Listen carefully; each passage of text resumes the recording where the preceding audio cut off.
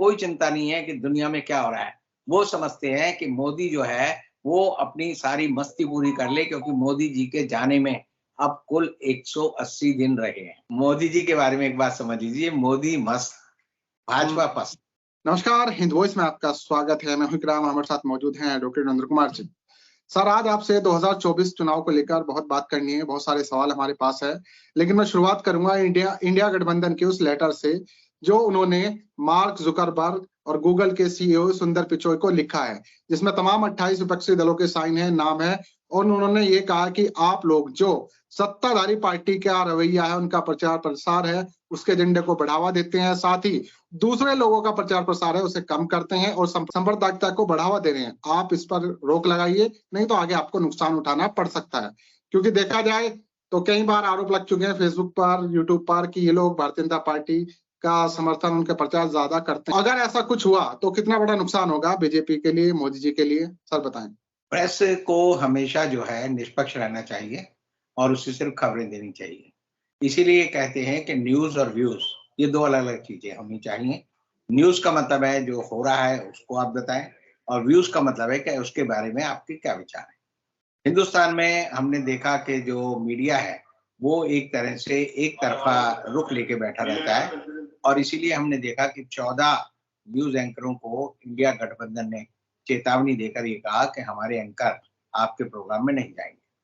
अब ये जो दूसरी चिट्ठी आप बता रहे हैं, जो कि इंडिया गठबंधन की तरफ से भेजी गई है, उसमें एक साफ बात है, वो ये है कि मार्क जुकरबर्ग, सुंदर पिचाई और एक्स के मालिक जो हैं, उनको ये कहा गया कि आप जो है खबरों के बारे में एक तय करते हैं नीति, और इस नीति के तहत जो है आप बहुत सारी खबरों को तोड़-मरोड़ देते हैं, बहुत सारी खबरों को बैन कर देते हैं, बहुत सारे लोगों के ऊपर जो है उस तरह के रिस्ट्रिक्शन लगा देते हैं, जो कि किसी भी सोशल मीडिया प्लेटफ़ॉर्म के लिए, उसकी निष्पक्षता के लिए गलत है। आपने देखा होगा पहले, आज से 5 साल 6 साल पहले भी ये हुआ था कि फ़ेसबुक में जो मेन जो कर्ता-धर्ता हिंदुस्तान में थे, वो आरएसएस की एक महिला थी, जो गुड़गाँव में बैठकर जो है फ़ेसबुक को नियंत्रित करती थी।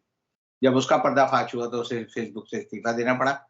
उसके बाद लोगों ने देखा कि किस तरह से भारत सरकार ने, बीबीसी ने जब एक रिपोर्ट बनाई 2002 के दंगों के बारे में और मोदी की संलिप्तता के बारे में, तो उस पर जो है रोक लगाई, और उस पे बैन लगाने के बाद जो है बीबीसी के दफ्तर पर भी छापा पड़ा, उनकी जाँच की गई।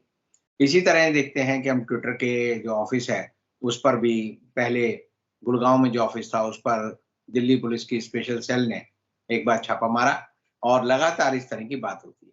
ये जो जिसे हम सोशल मीडिया बोलते हैं या प्लेटफ़ॉर्म बोलते हैं या जो ऐप है, ये बेसिकली एक तरह से किसी न किसी व्यक्ति के व्यापार का हिस्सा है। और जो व्यापारी होता है वो नहीं चाहता कि मैं किसी देश की सरकार से किसी तरह से कोई संघर्ष लूँ, और इसीलिए वो जो है उनके अंगूठे के नीचे दब कर रहता है। और इसी तरह के बहुत सारे अभी जो कानून बनाए गए हैं, हमने देखा आईटी एक्ट में जो भारत सरकार ने बहुत सारी रोकें लगाई थी, और ये कहा था कि हम फैक्ट चेक करने के लिए एक मशीन ही बनाएँगे। हालाँकि उसे सुप्रीम कोर्ट के आदेश की वजह से अभी तक अमल में नहीं लाया गया है। सुप्रीम कोर्ट उसकी जाँच कर रहा है। लेकिन जो मौजूदा तरीका है, वो ये है कि आप जो है न्यूज़ों को तय करते हैं कि किसके पक्ष में है, किसके विपक्ष में है, और उनका जो है जो प्रवाह है, उनका जो आना-जाना है, उनकी स्ट्रीमिंग जिसे हम बोलते हैं, उसको रोकने की कोशिश करते हैं। और यही वजह है कि लोग देखते हैं कि अचानक कोई बात जो है, मैंने खुद अपने कई प्रोग्रामों को देखा कि फ़ेसबुक पर पहले उसका जो मिलियंस में वो चला जाता है, फिर 4 दिन बाद मैंने उनके हमेशा जो है हर बार मैं उनका स्क्रीनशॉट लेके रख लेता हूँ, तो उसके बाद पता चलेगा जी वो 21,000 रह गई। अब 4 मिलियन की चीज़ 21,000 क्यों रह गई? कोई कारण नहीं है। अगर थी तो या तो बढ़नी चाहिए, लेकिन कम हो जाती है। इसी तरह आप यूट्यूब पर देखेंगे कि बहुत बार जो है चीज़ों को लोगों को देखना चाहते हैं हम लोग, और वो नहीं देख पाते।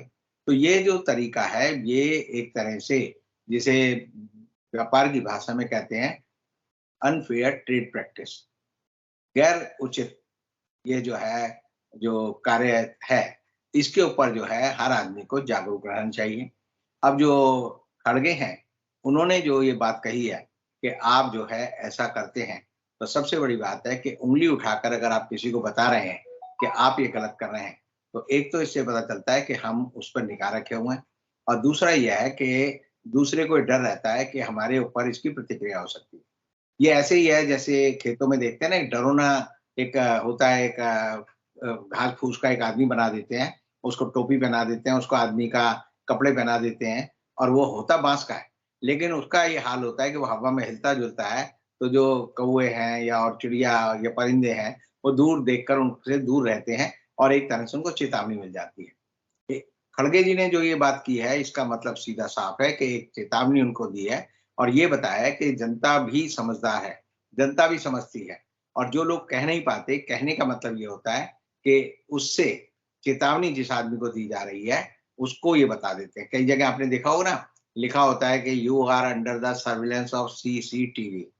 अब वो सीसीटीवी काम नहीं कर रहा हो चाहे, लेकिन सिर्फ ये लिखा हुआ है और कहीं एक कैमरा लगा हुआ है, तो आदमी सतर्क हो जाता है। और आपने बहुत सारे ऐसे वीडियो भी देखे होंगे कि चोर चोरी करने गया, उसने देखा सामने उसकी निगाह पड़ी कि सीसीटीवी कैमरा है, तो वो स्कूटर जिसको चुराया वहीं रख के चल दिया। ऐसे ही दूसरी कोई ऐसे हरकत की, तो ताकि कानून की निगाह से बचने के लिए, दूसरे की निगाह से बचने के लिए आदमी एकदम सतर्क हो जाता है। और ये जो इन्होंने टिप्पणी की है या उनको चेतावनी दी है, ये एक अच्छी चेतावनी है। मैं लगातार देखता हूँ कि जिन-जिन एंकरों का नाम 14 एंकरों का नाम जो है, जो पहले पत्र में इंडिया गठबंधन ने दिया था, वो अब सतर्क है।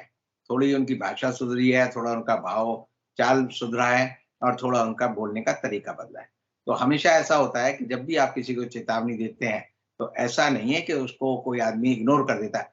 बहुत ही ढीठ, निकम्मा, बेशर्म आदमी हो, तो ही वो ऐसी चीज़ को जो है छुड़ाएगा, अन्यथा वो उसका ध्यान रखेगा। तो आप ये समझिए कि ये जो बात हुई है, ये एक अच्छी बात है, लोकतंत्र के लिए अच्छी बात है। और सबसे बड़ी बात ये है कि जो ये जितने भी सोशल मीडिया के प्लेटफ़ॉर्म हैं, ये खुद जानते हैं, ये खुद जी। देख रहे हैं कि हवा का रुख कहाँ है। हवा का रुख देखकर ही ये लोग अपनी राय बनाते हैं। लेकिन सर जो पूरी छवि सोशल मीडिया पर मोदी जी की है, भारतीय जनता पार्टी की बनाई हुई है, आधे से ज़्यादा 60-70% से ज़्यादा ऐड उन्हीं के चलते हैं। तो अगर वो इस पर एक्शन लेंगी कंपनियाँ तो इनका तो फिर इनको कौन पहचानेगा? देखिए ऐसा है कि मोदी जी के चेहरे की वजह से ये प्लेटफ़ॉर्म नहीं चल रहा है। इन प्लेटफ़ॉर्म की वजह से मोदी जी का चेहरा दिखाई देता है। और कई बार आपने देखा होगा कि मोदी जी के चेहरे पे अगर लोगों की नकारात्मक छवि है, लोग उनको नहीं देखते, उनकी स्ट्रीमिंग देखिए। मोदी जी जब लोकसभा में अविश्वास प्रस्ताव पे भाषण दे रहे थे या जब महिला बिल पर दे रहे थे, तो मैंने बहुत सारे चैनलों पर देखा जो उसकी लाइव स्ट्रीमिंग कर रहे थे, लाइव दिखा रहे थे। तो कहीं जो है यानी 2000 लोग देख रहे थे, कहीं 2200 लोग देख रहे थे, कहीं 1400 लोग देख रहे थे। और जी। जब जैसे लाइव स्ट्रीमिंग मान लीजिए किसी और नेता की होती है, तो वो कई बार लाखों में चली जाती है, करोड़ों में चली जाती है। जैसे क्रिकेट का मैच होता है तो उससे पता चल जाएगा कि कितने लोग देख रहे हैं। और अगर आप बहुत बार मैं अब देख रहा हूँ कि कांग्रेस की जो प्रेस कॉन्फ्रेंस होती है, उसकी लाइव स्ट्रीमिंग कई जो है यूट्यूब चैनल करते हैं, तो उनकी जो है अगर देखने वालों की संख्या बढ़ती है, तो इसका मतलब वो प्रसिद्ध हैं। तो मोदी जी के साथ अब दिक्कत ये हो गई है कि लोग उनका चेहरा देखते ही चैनल बदल लेते हैं। मैं अपनी बात कह सकता हूँ, मैंने 3 साल से अपने घर में कोई टीवी चैनल खोल नहीं रखा। कभी बच्चे जो है फ़िल्म देखनी होती है तो वो देखते हैं, कोई नाटक देखते हैं।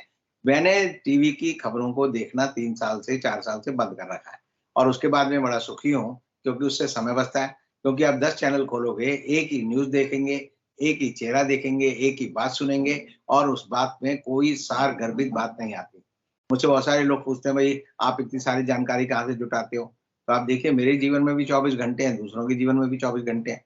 अब ये है कि आप क्या किताब पढ़ते हैं, क्या सुनते हैं, तो उससे आपका ज्ञान बढ़ेगा और इसलिए लेकिन जो सर है इसमें एक चीज़ तो है कि इस बात को की टेंशन भाजपा को हो सकती है, मोदी जी तो अपनी मस्ती में मस्त हैं, उनको कोई फ़र्क देखिए शायद पड़ नहीं रहा।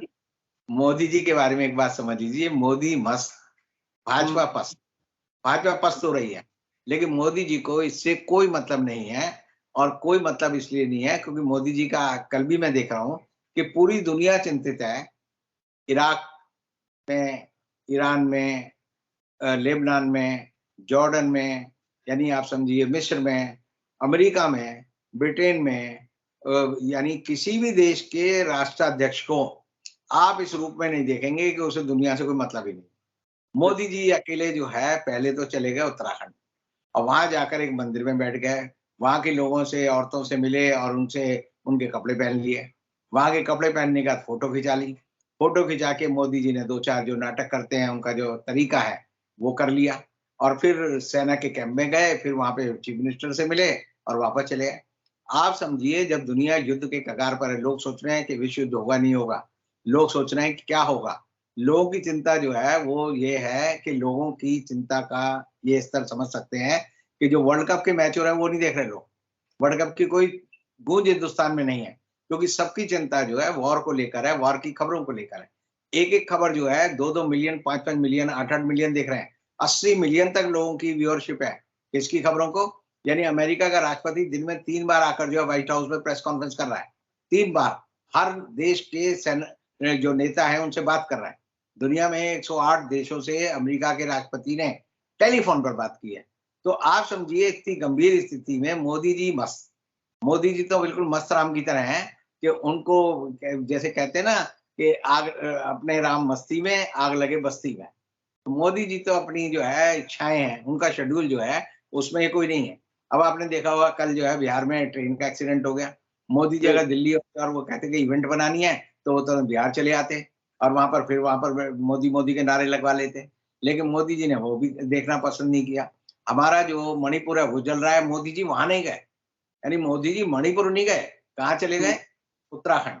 और उत्तराखंड में क्या कर रहे हैं जी, मैंने आदि कैलाश के दर्शन किए और एक आदमी कितना झूठा हो सकता है, इसका प्रमाण ये है कि मोदी जी ने कहा कि मैंने वहाँ बैठकर ध्यान किया। अरे भाई ध्यान होता है, उस पवित्र आत्मा ध्यान करती है। अब जो है बीजेपी का कोई नेता अगर कहे कि एक नेता जो है वो ध्यान करने कहाँ गया? आदि कैलाश। और आदि जी, कैलाश पे कितनी देर का उन्होंने ध्यान किया? 4 मिनट हुँ, का। जितनी देर में फ़ोटो खींची, जितनी देर में सेशन शूट हुआ, उतनी देर में उनका ध्यान पूरा हो गया। अरे भाई ध्यानी तो जो होते हैं, ध्यानी तो वर्षों, सदियों यानी घंटों के हिसाब से नहीं करते। वो जो भी अपना ध्यान करेंगे, वो लंबे समय के लिए करते हैं। ऐसा नहीं है कि एक शेड्यूल बना दिया मैंने अपना सुबह सेक्रेटरी ने बना दिया कि 10 बज के 2 मिनट से लेकर 10 बज के 6 मिनट तक ध्यान करेंगे, फिर उसके बाद चल देंगे। तो भाई ये ध्यान नहीं है, ध्यान का ढोंग है और ढोंग करने का मतलब सीधी-सी बात ये है कि आपके पास जो है देश और दुनिया की कोई चिंता नहीं है। मोदी जी अकेले राष्ट्राध्यक्ष है पूरी दुनिया में, जिन्हें कोई चिंता नहीं है कि दुनिया में क्या हो रहा है।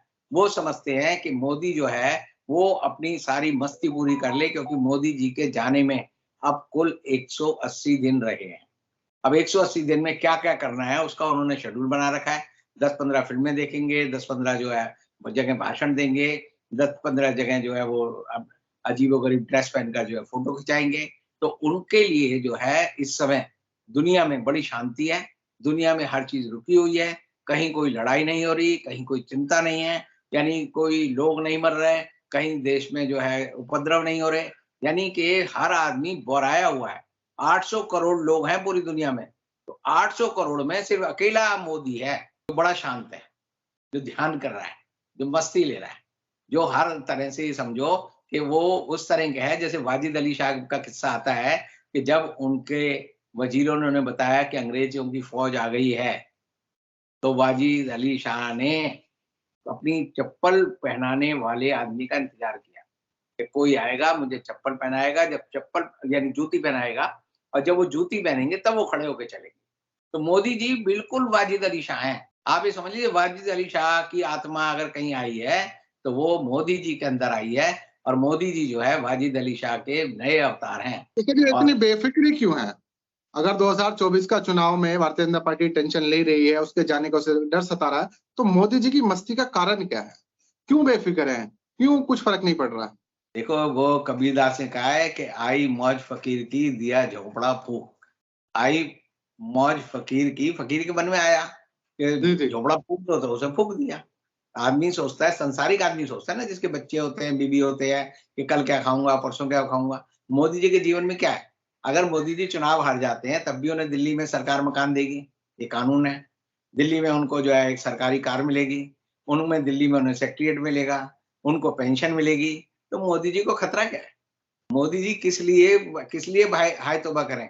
जैसे ल इनके भक्त कहते हैं ना कि मोदी जी के ना बीवी ना बच्चा, तो बीवी हुँ, जो है उसे पहले ही छोड़ दिया उन्होंने।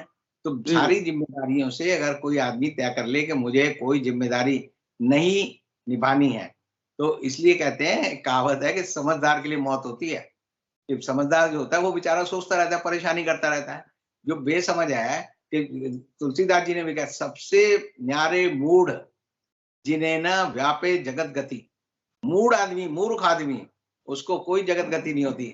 भैंस है, भैंस को आप जो है चाहे अमेरिका में युद्ध हो या वियतनाम में युद्ध हो या यूक्रेन में युद्ध हो, वो तो अपनी जो है घास अपनी चबाती रहेगी।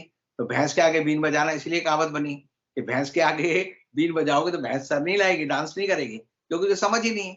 तो मोदी जी भी समझो उस तरह के स्थिति प्रज्ञ हो चुके हैं कि वो कहते हैं जो होना है होने दो, जो मेरा होना है वो तो होना ही है।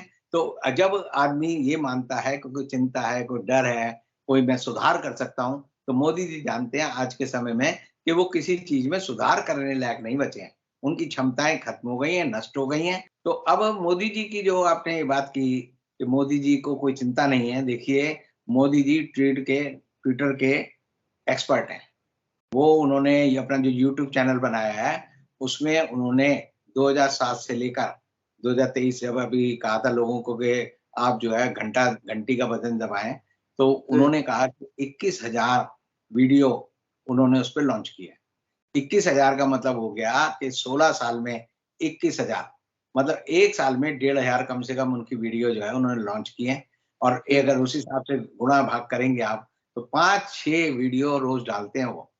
5-6 वीडियो रोज़ डालने वाला आदमी जो है, वो कह रहा है कि मुझे दुनिया से कोई मतलब नहीं है। इसका मतलब वीडियो बनाता कोई और है, डालता कोई और है, क्योंकि इतनी 1000 वीडियो अगर आप डालेंगे, तो आपका सारा जीवन चला जाएगा। कम से कम 10 लोगों की टीम चाहिए आपको, एडिट करने में, ठीक करने में, उसको देखने में। तो मोदी जी का काम जो है, वो सारा का सारा उन्होंने जैसे होता है ना डेलीगेट कर देते हैं, कि भई तुम्हें जो लेबनान की चिंता करनी है, वो फलाना अफ़सर करेगा। जैसे फॉरेन मिनिस्ट्री में अलग-अलग डेस्क होती हैं, वो डेस्क के लोग देखते हैं, मिडल ईस्ट की डेस्क है, ये फ़िलिस्तीन और जो इज़राइल का झगड़ा है, ये वाली डेस्क देखेगी, यूक्रेन और रूस में जो झगड़ा है, उसको ये वाली देखेगी। तो मोदी जी की कोई चिंता नहीं है, मोदी जी कोई काम नहीं करते, कभी कोई लिखते-पढ़ते नहीं। आप देखेंगे कि यहाँ तक कि वो कहीं पर जाकर जो कमेंट्स लिखते हैं ना, वो भी उनका पेन जो है, वो हवा में चलता है, कागज़ पे नहीं चलता। वो इसलिए नहीं चलता क्योंकि उन्हें पता है कि भई जो है, जो पहले लिखा जा चुका है, वो लिखा जा चुका है। तो ऐसी हालत में मोदी जी को ना तो कोई ये चिंता होती प्रधानमंत्री के रूप में कि मैं किसी फाइल को मुझे पढ़ना है या उस पे कोई टिप्पणी लिखनी है, साइन करने हैं। मोदी जी ने वो सारे काम जो है दूसरों को डेलीगेट किए हुए हैं। मोदी जी का जीवन जो है सिर्फ़ भारत के सरकार के, जनता के पैसे पर मौज करने का है। मोदी जी जिस तरह से मौज करते हैं, 8500 करोड़ रुपए के 2 जहाज जो मोदी जी ने खरीदे हैं, आप देखिए वो जो है किसी ढंग के काम के लिए नहीं खरीदे। जिस तरह से उन्होंने 20,000 करोड़ रुपए खर्च करके जो है सेंट्रल विस्टा बनाया है, तो आप देखिए पार्लियामेंट जो आदमी नहीं जाता वो कह रहा है जी पार्लियामेंट हाउस बनवाऊँगा, जो आदमी दफ्तर नहीं जाता वो कह रहा है जी दफ्तर बनवाऊँगा, जो आदमी कोई ढंग का काम नहीं करता वो कह रहा है जी 8,000 का हवाई जहाज 8,000 करोड़ का हवाई जहाज लूँगा। तो ये जो है अपने शौक को पूरा करने के लिए मोदी जी जो है हिंदुस्तान के प्रधानमंत्री नहीं है, हिंदुस्तान में वो समझते हैं कि मैं एक बादशाह हूँ, वाजिद अली शाह हूँ, जीवन में जो करना है वो करके रहूँ। बहुत-बहुत शुक्रिया सर। आपने फिलहाल मोदी जी के बारे में जो इतना कुछ बताया है कि मोदी जी जो है फिलहाल अपनी मस्ती में हैं और भारतीय जनता पार्टी जो है वो पस्ती में है, तो भी मोदी जी मस्त, भाजपा पस्त। ये जो आज रविंद्र जी ने कहा, आप लोग इससे कितना सहमत हैं? नीचे कमेंट कीजिएगा, वीडियो को ज़्यादा से ज़्यादा शेयर कीजिएगा। कल फिर मुलाकात होगी रविंद्र जी से, तब तक के लिए दीजिए इजाज़त।